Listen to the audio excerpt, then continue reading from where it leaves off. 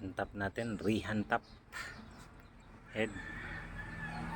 Nahantap na to, pero yan o.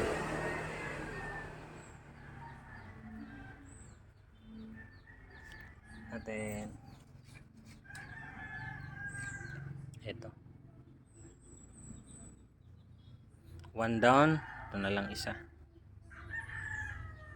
So mas mabuti pag may hangin, tapos hanginan nyo lang yung butas na hinantap para talaga. Pero ito guys, hindi masyadong to kasi nga rehantap na hantap na to, pinalitan lang natin ng bago.